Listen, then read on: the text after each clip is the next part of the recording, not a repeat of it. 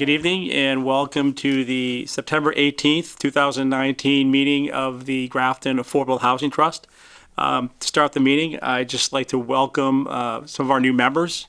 We have Kurt Williams, and our new select board representative is Jen Thomas. Before I get started, you want to introduce yourselves and just talk about a little bit about your interest in affordable housing? Sure. Go ahead. Yeah. All right. Sure.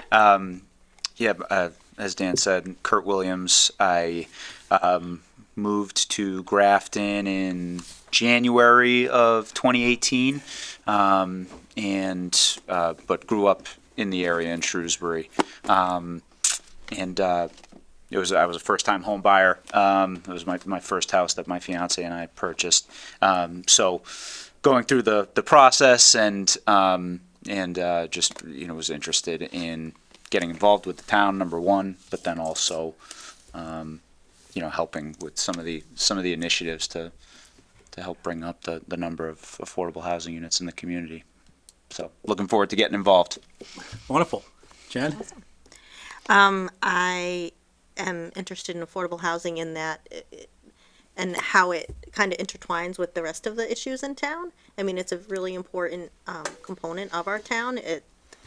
It collides with economic development. It collides with just quality of life, standard of living here. I'm just interested in helping not only just get up that number of units, not that running away from 40B, but just in general providing affordable housing. Right. Even if we never reach those numbers, it's Yeah. a good goal to have working with what we have, is to help people that want to be in Grafton stay in Grafton, or people that would like to come to Grafton be able to come to Grafton. So yeah. Yeah, So- Jen, thank you. That's a really important point. When you dig into the details around how the trust was formed, in many respects, it was to address the issues of 40B, but I always try to keep it in the forefront that it's really about helping people who are trying to stay in town or trying to move to this town, who can't afford housing at this time for whatever number of reasons. I work in the mortgage industry, so I'm very much about kind of the diversity in housing and what that means. And working locally, I feel it when, I work with some young folks who can't, they have to move. They have to go close to draw the work because they're driving from 3 towns away because they can't afford rental. And it's not just a town thing, it's a regional thing. It's not just Grafton. That's, Nobody's immune to it. So we're doing our part here. So thank you. I appreciate you both volunteering to be with us. So I kind of wanted to dive in. Well, actually, I wanted to talk a little bit more about, as being new, there is a lot of resources on the website. If you're familiar with it, this could be for anybody who's interested in affordable housing and would be interested in becoming a member. There's a great deal of information on our town's website, right under boards and committees, under the Affordable Housing Trust, our operation manual, housing action plan, affordable housing, production plan, all the sort of things that we try to put together, our meeting material. So, if you need to it's a lot of material. It's kind of a dense subject, as we like to say, but there's a lot there. So, Joe, in his absence, he kind of brings us up to speed. He gives us some, he's living with what's happening with housing and with all the developments. So he usually gives us an update. What he did was provide me with with a memorandum here, which is great. I think everybody else saw that as well. Mm-hmm. So it kind of falls right into our one of our first bullet point on the agenda under land acquisition. So I want to provide a little bit of background specifically for Kurt and Jen, so they have an idea. We're talking, one of the properties here is the Hudson property. It's on Millbury and Hudson Ave. So, almost, it feels like it's a year and a half, almost 2 years ago, right? We were surveying town-owned land to find a suitable location for a potential development. And we came upon this property. We worked with the planning department, with conservation, and we did site walks and we did some engineering, and we got some ideas of what could be built there, and we were starting to kind of flesh that out. And then we had no idea. There was no signs anywhere, and certainly the planning department didn't know. But it was brought to our attention by some of the folks on the cemetery commission that the property was under their auspices, so to speak. It's land that's owned by the town of Grafton, but it was set aside at formally a town meeting way back when. And so we, having spent a little bit of money, we continue to kind of do our due diligence and kind of think about, what we could do there, if there could be a conversation.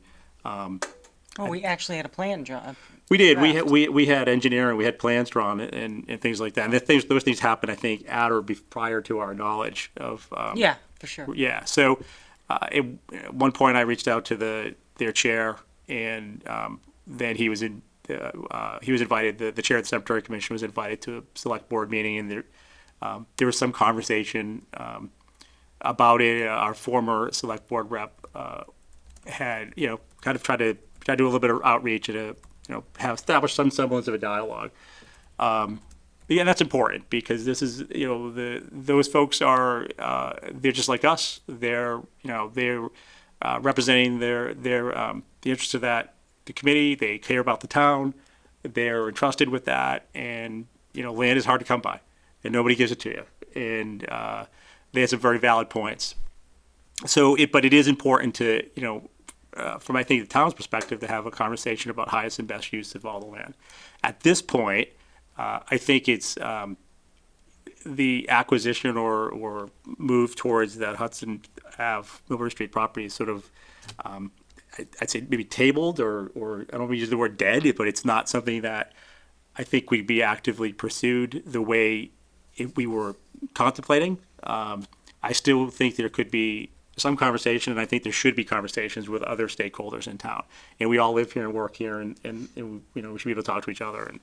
And I think if I dig back into our minutes, I'll find that the perspective of many of the trust members and some of the folks who maybe aren't trust here now was that the only way that would work if there was an equitable transaction where the cemetery folks would get a like exchange, not have something just stripped away or taken from them, because that's we all live here, and that's kind of the idea.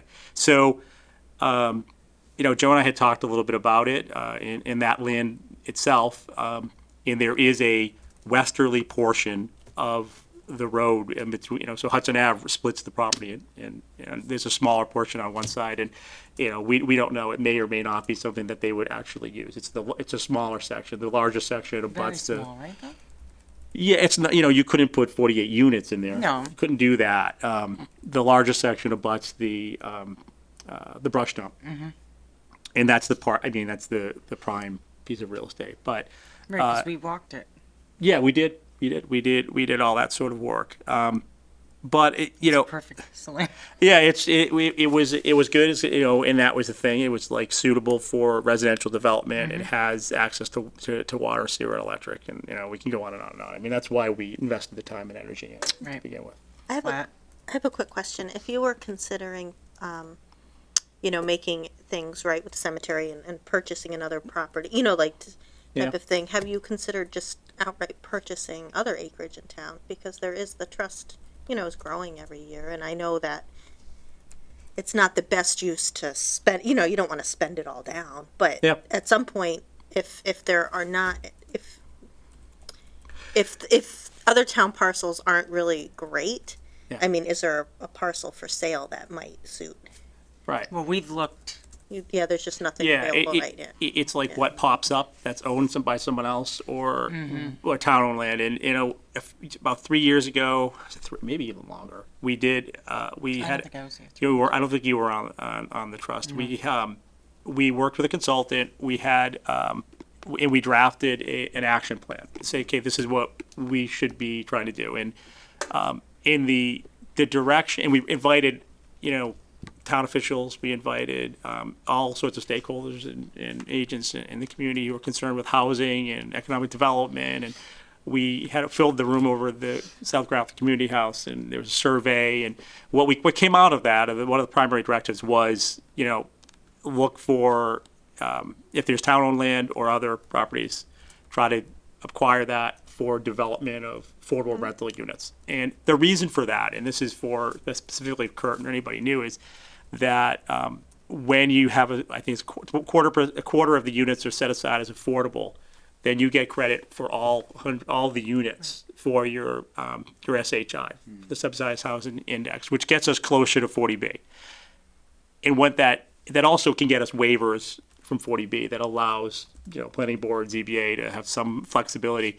And when we control development, we can also control housing cost, which has another impact on affordability. But again, it's not all, it's a dual purpose there. Like, we're providing affordable housing and we're affecting 40B, helping our town officials, helping, have control over the direction of housing development. So that was seen as a prime goal of that plan. And that's sort of, that kind of put things into motion. But to your point, Jen, like, what Joe's suggesting, and I agree with, is that, now is really a good time to look at all the boards and anybody who might be sitting on land that they don't know if they want. And so, that would be something we could be doing while we're doing other things, is say, hey, can we have a meeting? Let's talk about it. How, not everyone knows what we do, and they don't know that, we could potentially do something. And there's folks who have land that is maybe less suitable for development, and others who do, but it's not suitable for what they need it for. Right. And we don't know.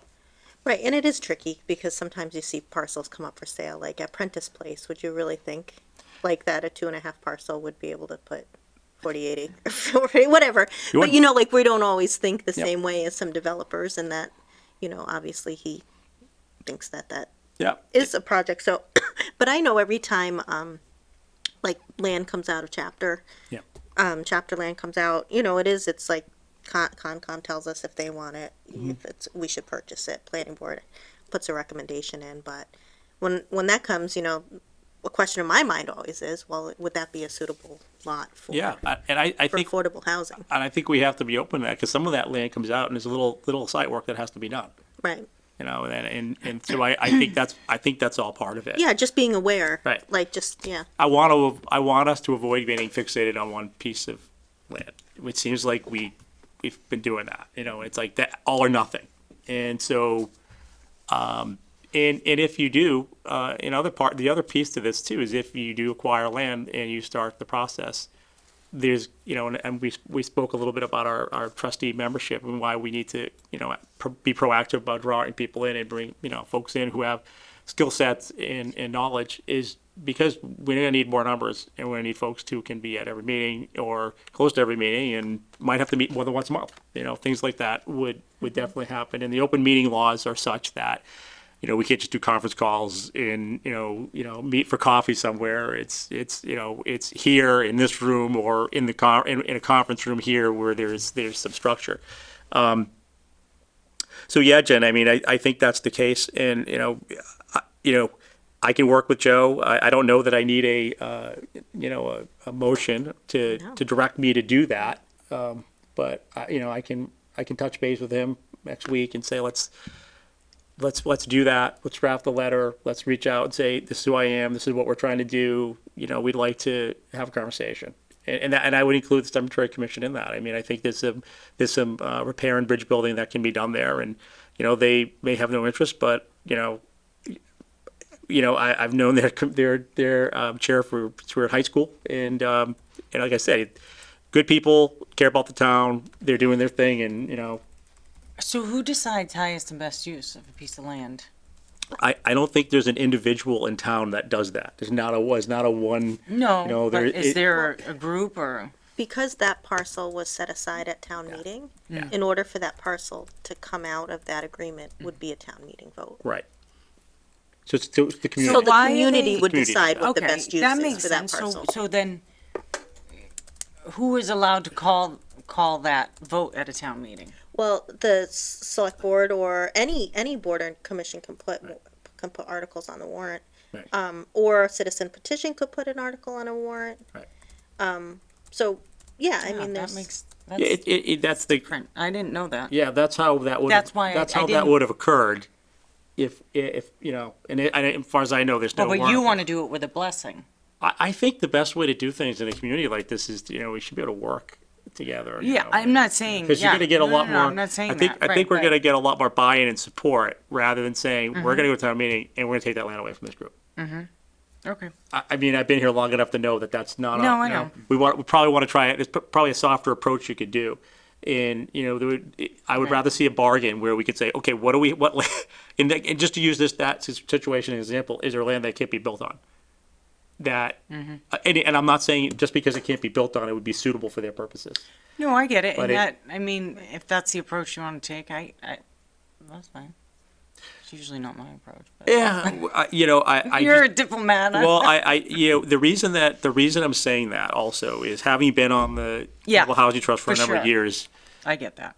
We can't do a lot by ourselves. Yeah. We kind of need, Yeah. you need everybody. Because I'm telling you, once we get to the development stage, you gotta be in tight with the planning board. See, everybody, board, select board, everybody has to kind of line up behind Right, you but to at the end get of the day, you something. can't please everybody either. You can't, and know? you can't. But And we do have our goals that we're supposed to meet. true. Yeah, but Just I wondering. I know, Conversation. it's true. But if like in a case like that where the land's been set aside, that's where you want to have a conversation. Say Yeah. anything else we can do. Right. If there's a piece of land that's sitting there, like Jen said, anything would have to go to be transferred to us would have to go before town meeting. Right. But if it's potentially, didn't know that. if it could be potentially contentious, there should be a way to Yeah. do that. And we kind of tried, and it just, I think it just the way that's the situation has gone sideways. Yeah. Because we had no idea, and Yep. Well, you went through the vetting process, and in going through that process, you found information you didn't know, and that's Right. unfortunately that's what happens. Yeah. And it's not the first time it's happened to the Affordable Housing Trust, right? Yeah. Because you tried to put there's some empty parcels on Suzanne Terrace, Yeah. right? And that went sideways. There's just it's affordable housing is so hard, Right. and not. But I think everybody I talk to, like, I feel like there is more of a like people recognize that it's important, and we do want to get there. It's just how to get there is And this- kind of where we. there's more and more parents with their kids coming home from college and living with them for 5-6 years. Right. Well, and it's the Strong. message that it's 80% of the median income. That's not a high. That's not like a super low income. That's Right. like a good professional. That's your first year cop. That's Yeah, your first year teacher. Those Yeah, that's what I professionals say in all your the time. community. In, So in my world, one of the things that we've recently experienced is a lot of the secondary market for mortgages provides affordable housing or affordable lending terms with low down payment and down payment assistance, and typically they restrict it to it was 80%, and then it went up to like 90. And some of them have pulled back, but Mass Housing Finance Agency has gone to 135%. Because what they recognize is that this isn't an income problem, it's a savings problem. And young people are coming out and they're educated. And it's like, yeah, they might have a great job, might be making a lot of money, but they already have a mortgage payment with student loans. Right. And they got a car loan and they got all this other stuff. And so they're you can't move these folks into the next realm.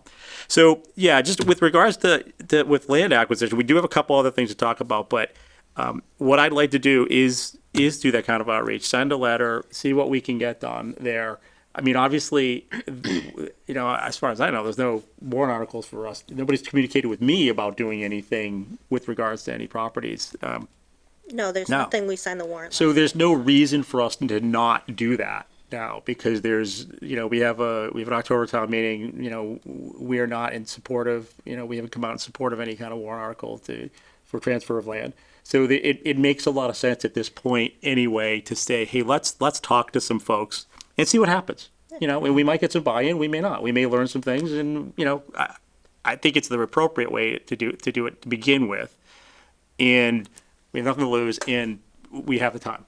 So I don't think I need a motion to authorizing me to do that. We can send a letter. I'll work with Joe on that. But he does talk about a couple. I'll skip down. He talks about a couple other properties here. 60 Depot Street. It's currently owned by the town through tax title. And this is kind of the low-hanging fruit that comes before the town. It's like the town's saying, okay, I got this property, we own it, because they took it because people didn't pay their taxes. And so what do we, what's going to happen with this? This is 60 Depot Street. The structure was deemed sound by inspector. Septic is handled by cesspool, will need to be examined by the Board of Health, which may require new design, okay. Property could be transferred to the trust, and an RFP could develop to select a contractor to renovate the dwelling to be sold as an affordable unit. I think that's an easy one. You know, if that's something we can do, we should absolutely pursue it. For a small amount of money, for the, whatever has to be done, we could turn around and get a unit. And those are the kind of things these are the kind of units that I would, implore us to kind of focus on, in addition to these sort of big, the large ranging, programs. So, I'll just touch base with Joe on that, and I think we should absolutely pursue that. You may recall this, Chris, 371 Providence Road. Wait, I can't. I don't know if it was Steve Kaya, maybe. He was a developer. He bought the land for 105. Oh, that's down near, Yep. Cumbies, right? Yeah, and we were in support of, he was going to develop the site with an affordable housing component, so we were obviously in support of it. Is that just land or is there? I think it's land now, just land. It looks at 371. Yeah. It looks like it's on Broad Meadow and Providence Road, that corner. Yeah. Okay. So, yeah, we talked to him last year. But he just recently commented to Joe that he's not moving forward with the project and the property may be available. So this could be a nice opportunity. I don't know, we'd have to get more details on the size, and that's something we could get an idea for Joe to find out what's the size of the land to get an idea of the scope of what a project could be there. But that would be an area too that could probably handle a little density. Correct. You know, that wouldn't be, because there's other condos right near there. Mm-hmm. That might be a good opportunity for some units that have a little bit, because that's tricky too, right? You don't want to put density in places where. Yeah, I mean, it's people a are- balancing act, because, we have a desire and a mission to develop affordable housing, and we may get a site and say, hey, this looks great. The size of the layout, the land says we could put in this many units, but then you look at the neighborhood and what you could be doing to it. And, we have to weigh those concerns as well. And the town does, right? So it's not Right. just, that gets sort of beyond us. What are the traffic studies? What are, what's happening there? So I think that would be, I think we should absolutely take a look at that, and I'll touch base Yeah. with Joe on that and say, let's, if we need to get anybody in here on that, let's have them come in and talk to us, and we can go from there. The other item I have here is I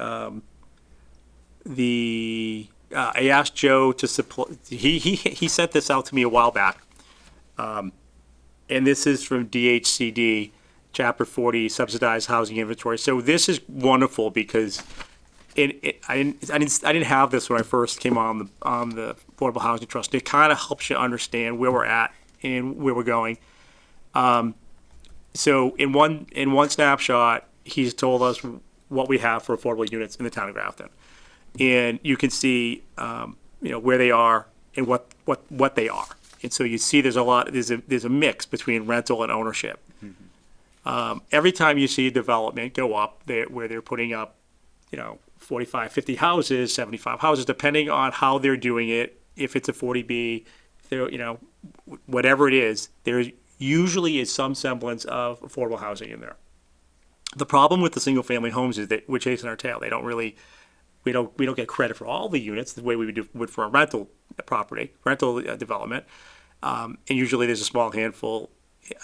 So they do it because they sort of have to, and it helps with financing and that sort of thing, but it doesn't really advance our numbers. So they're increasing the unit number of the town as a percent. We're not really getting very far. So the rental properties are extremely important with regards to the SHI. And I think in reality, what the biggest need in affordable housing tends to be in rental.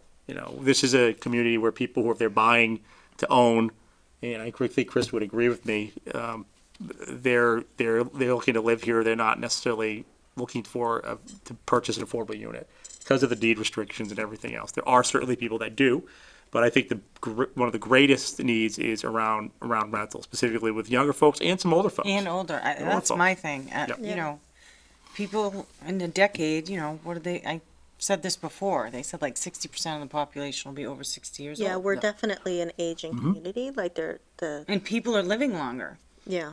And, my thing is, in 15 years, a lot of these people who own their homes outright, they're not going to be able to live in them because, especially if they're on a fixed income, because property taxes are going to go up, utilities are going to go up. And, Right. if somebody's only making $2,000 on a pension, Social Security, even three, but, your taxes are $15,000 a year.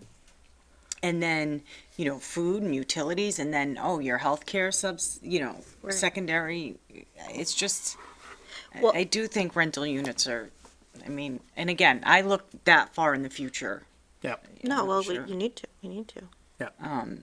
I have, an aging mother that, she's good where she is now, but, she could live to be another. Well, and I don't know if it's decade.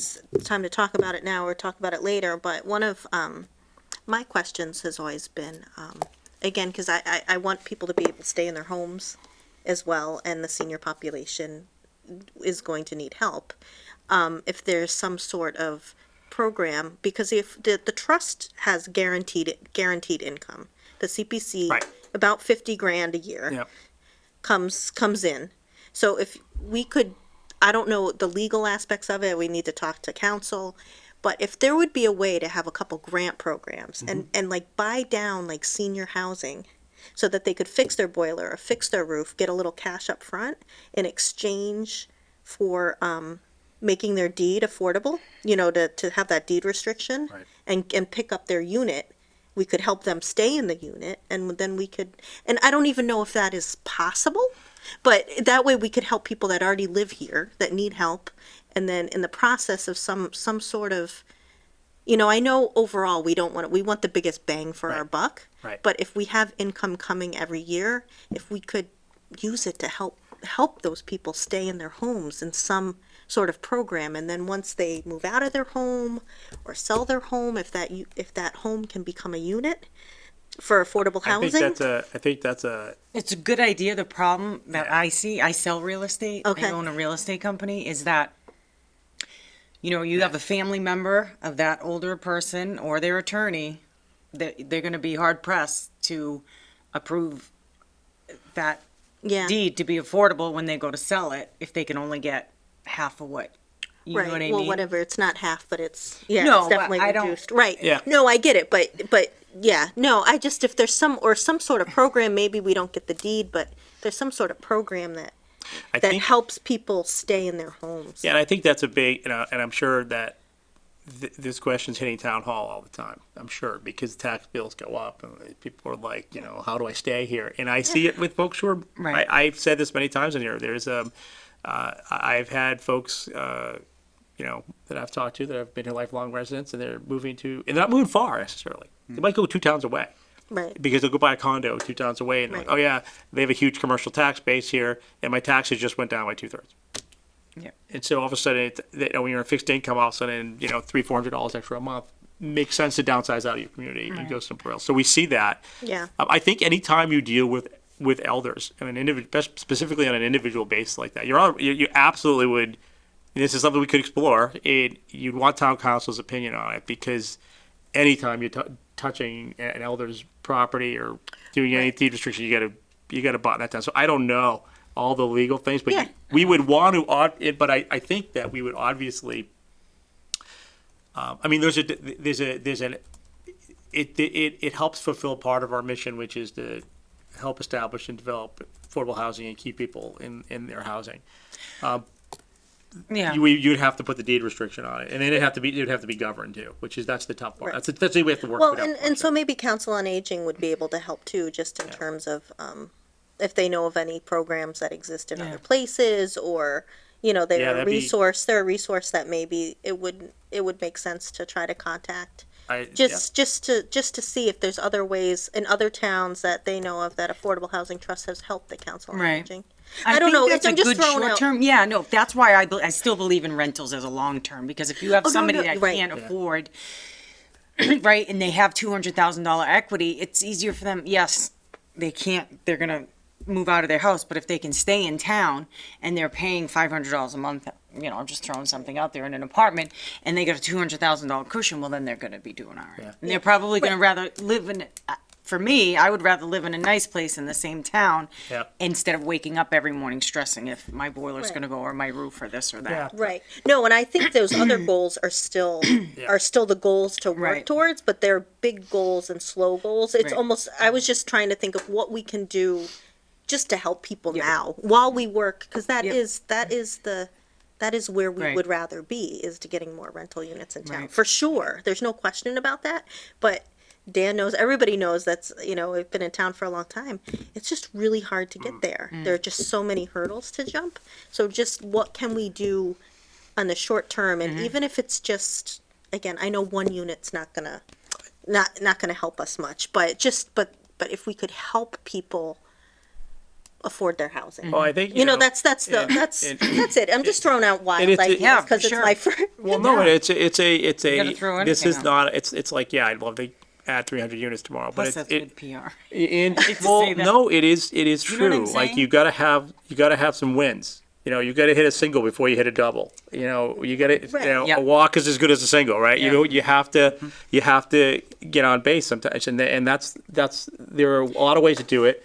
I would be interested in knowing how. I'm sure we're not the only ones who are experiencing that. So if Yeah. there was another agency that or someone that's done it and who's fleshed it all out, you know, Yeah. And I shouldn't have used that word. Not good PR. It's good education for the community to let them know that this is what we are doing. This is our intention of helping people. Right.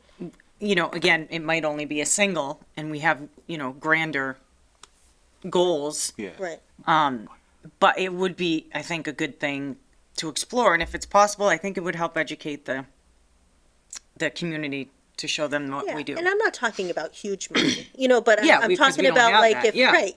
Well, right. I mean, Jen has a good point. I mean, we go to the CPC every year, and we got to go back every year and say, yeah, we need more money, and they say, well, what'd you do with the money we just gave you? So you Well, want to be get that able, 10% automatically. right? And So that, we but you, talked about. We also talked about. but you need to, you know, you want to be able to say, hey, folks, this is what we've Right. done. In addition to the housing production plan, Yeah. you know, we did these, you know, we've helped some people this way now. And there is more money available through CPC if Mm-hmm. there was an actual plan. Like that 10% reserve comes regardless. You know, that's just Yep. that comes no matter what. But if there was something specific that more money was needed on, Yep. it certainly could be, you know, would be considered. And most likely, you know, I think CPC would love to spend more money on affordable housing.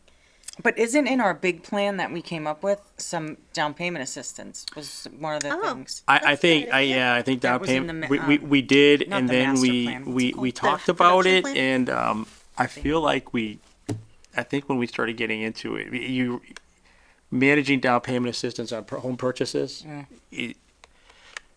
you basically, what you have to do is you have to establish underwriting criteria. You have to Right. then Like have mass loans- housing. Yeah, you have to, yeah. And then put a 5-year lien. They Yeah. have to live in their house for at least 5 years. You're almost better saying, hey, those guys at Mass Housing really know what they're doing.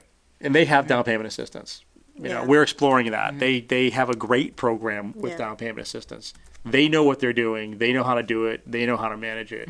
So I think that was the conclusion. If we had a long conversation one night, I'm like, you know, that I don't know, you know, I know some things about this, I but thought it was in the plan. It's not in it was in our draft action plan, and then we started digging into it and saying, okay, Oh, this okay. is So what. sorry, it's not in the final. Yeah.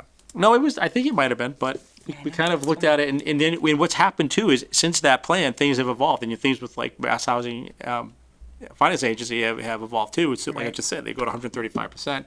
They have Right. they have a 2% down payment assistance loan that they Yeah. put on loans. So you know, they're doing a lot. But I wanted to point this out when we see this, when we look at this inventory, and you see how, like, okay, you got a Hilltop Farm, she had 64 units in there. You know, then that's the highest one. Then you come down, or then Forest Lane, and you come down, and the Prentice Place property that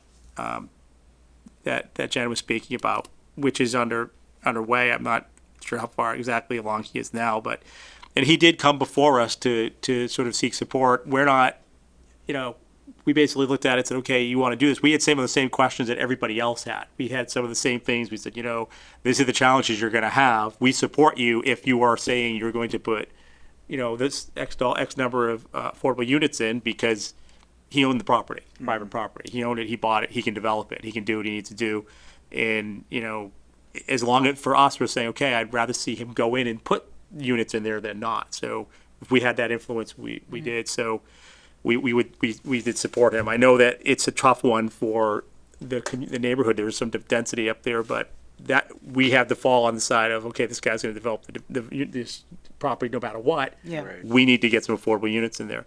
I spoke with, earlier this summer, I went in, Joe and I met with the developer up on West Street for the same reason. To say, look, you're putting in 75 units. I said, what can we do? Was there anything we can do to try to get some affordable units in there? And, he doesn't really need to. And he wasn't in his interest to do it at this time. But we left the line of communication open to say, should you run into anything, let's, talk to us. That's what we've got to do. I mean, and when we see these additional developments that are potential, that I think that's I want to be proactive with those as well. Dan, can I ask about Craftsman's Village? It says that there are 6 available. 6 of them could qualify, but none of them are actually approved. Is that are they still in process, or how do we go about getting those 6 units actually approved? Yeah, you know what? I'm gonna have to I check. thought I saw one that for sale that was under market value. I could maybe Because on that look line it too. says. Yep, you're right. I'm just wondering why. Well, there's a note here, and that's a really good point. It says submitted to SHI on July 12, 2019, Oh, 3 okay. building permits. So I don't know if that is, if it's potential or if Okay. it's, because you see the DHCD there as a subsidizing agency. So, but that's a really good, good thing it's a good pickup to see that. Yeah, and if we can We can ask Joe about it. I Yeah. mean, it might be in process. Yeah. Right. I can look at the listings too and see if any are. I mean, you can tell. It says it in the description. Yeah, and it's there, and they are, those are probably, are they? Is that those single family homes? No, they're condos. Those are condos. Okay. Yeah, we can find out. But we have under these potential developments is some sizable ones. And if you when you start looking at these developments and say, well, what's the potentiality that could come out of that? One, if we had 2 to 3 of these developments, and I know that we've had a lot of conversations around Fisherville and the gentleman who's looking at that, and I think a lot has to happen for the momentum. There's a lot of vision.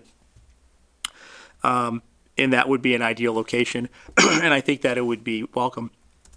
And suddenly, something like that takes place, and it may be years from now, but there's a large potentiality for affordable units there, as well as Pine Street and Westboro Road.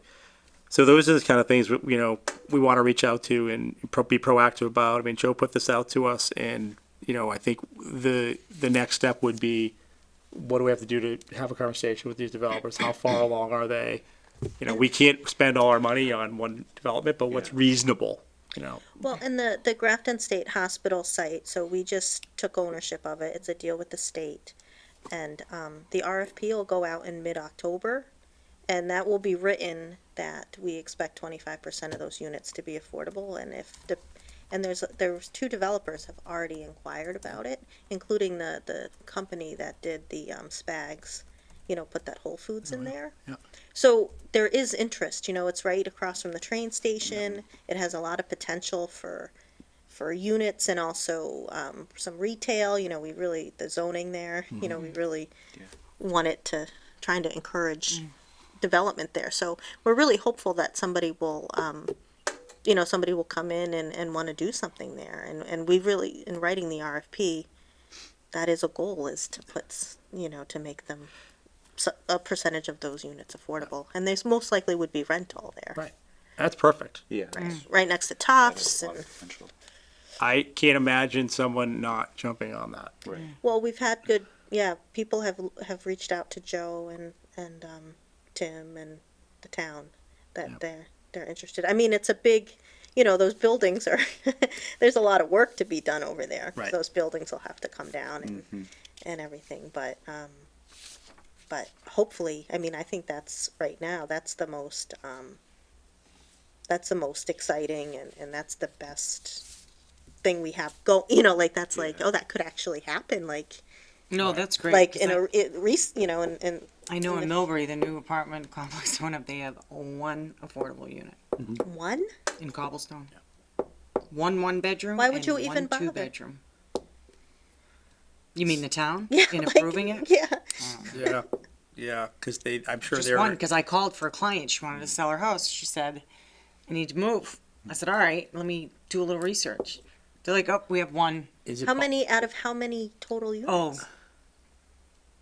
100? maybe 50. Oh, wow. But still, Only that's, one? yeah. How many? I mean, I wonder how they are along with their SHI. I've never. I think all of our. I have no idea. I mean, they may be in a Because I very live, similar my, situation. no, my mother wouldn't know either.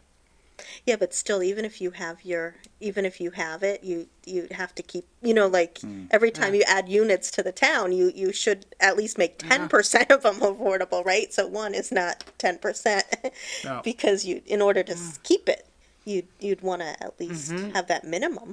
And the cheapest one there, that's why I'm saying in Grafton, and Grafton's values are so much higher than Millbury. The cheapest one there is $16.75 Oh, wow. Wow. for a 1-bedroom. So they should be able to get bank, anybody. So it probably, why I'm saying that is it makes sense because 25% to, if they do their research, of affordable, if they can do 75% at, I mean, and their cheapest one is say 2,300. Yeah, right. Pretty good. Absolutely. I mean, that's a prime I was gonna say, prime location. Plus being the right near the retail train station opportunities, like and if they that can retail put a opportunity. Sure. coffee Yeah. shop. Yeah. Or a, Yeah. But you're Yeah. we're practically walking distance from the train. oh, right? for sure. Yeah. Exactly. I mean, that's So you can insane. work in Boston or Worcester. How many So- acres is that property? 8. 8. Okay. So is there? If Can I there's- ask a quick question? I don't understand the DMH group homes and the DDS. I only ask that because one of our clients provides group homes, and to my knowledge, they're not rentals. They take these people in. You don't know? All right, maybe I'll ask you. No, I'm just I don't know. curious. Yeah, I don't know. I don't. So Jen, if there's anything that we can do regarding Pine Street, Yeah. well, Well, I'm we sure definitely- Joe's all over it. And, Yeah, we need to have, just to be encouraging it or anything we can. Right. Well, any way we can help it out, help move that along. And I think all of your work in the past has led us to the point where we really do think about affordable housing when these other things are, when we see these opportunities. Like it is, I think, it is a shift, I think. It was harder, but right now the way that the town is, when these opportunities come, we're always thinking about ways to Which is important because it's not going to get any better. Well, Like- and like Dan was saying, the easiest prices way to aren't going do it is down. if somebody's already developing a parcel, because right. even if we have a parcel, you still have to get somebody willing to invest the money. Yeah. for sure. I couldn't agree more. I mean, you see these developments that are coming up, and you're saying, okay, I'll do anything we can within reason Right. to turn these into developments where we can get 100% of the units. Again, it's not, our goal isn't only to advance the SHI, but there's going to be a lot of affordability in that. And,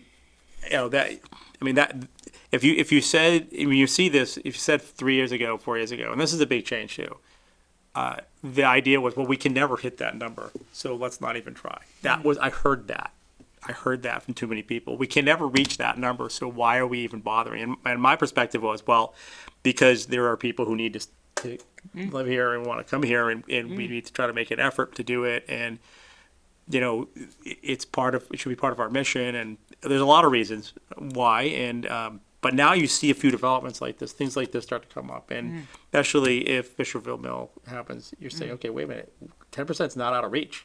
It's really not out of reach. And what that does for the town is tremendous. And it's not only that, but when you have an advancement in your SHI, and just by having a housing production plan, it gives the town some latitude. So if we can get waivers, it's like all of a sudden a developer comes in and says, well, I want to put in 75 units. So now we want you to pare that down a little bit. We have some leverage and that, because when we get overdevelopment, the kids that come out of those houses need to come into our schools. We're not anti-family or anything like that, but in Jenkins, I watch selectmen meetings and it's like the budget is right there, and like being able to control your growth is a huge component of what the town's doing and economic development and everything that has to happen, and controlling your taxation. So when we can give the town a tool to kind of control development and provide affordable housing for people, it's a win for everyone, and it kind of helps. So yeah, I'm glad everyone got to see this. We'll circulate this, as things change. I think it's one of the better tools that I've seen in front of me. It's just to have a nice one sheet that tells you everything. Well, I think it's important too, like, because you see that, and some people might not realize, like, what is it, Peters Way? There's 2 affordable units there, right? You would never even know they're affordable. Nope. Like, it's a nice little cul-de-sac neighborhood, like, they 700,000, fit in. right? You can, Yeah, it's not, I mean, it's. How much is affordable when it's $700,000? well, they are not 700,000. Yeah, you'd have to get out a tape measure. They do it really well. You'd have to get out a tape measure and walk around the house to understand that house is not the same square footage as the other houses in the Yeah, neighborhood. but they fit in, and the people living there Yep. fit in. I mean, They have to. It's Yeah. like they're Yeah. just people. They're Yeah. all they're people with And families and jobs. And I've had that conversation with folks who are like, well, how come they're getting the same house? I'm like, they're not. The house, trust me, the house isn't as big, and Right. they have a deed restriction, which means when you sell your house in 10 years, you'll make a lot more. So it's what we're doing. It's what the state requires. It's 40B, and it helps people get a leg up. I mean, they're gonna be in there. They're gonna get some equity. They're gonna build credit, and then they're gonna have the ability to move on and not necessarily be in an affordable unit.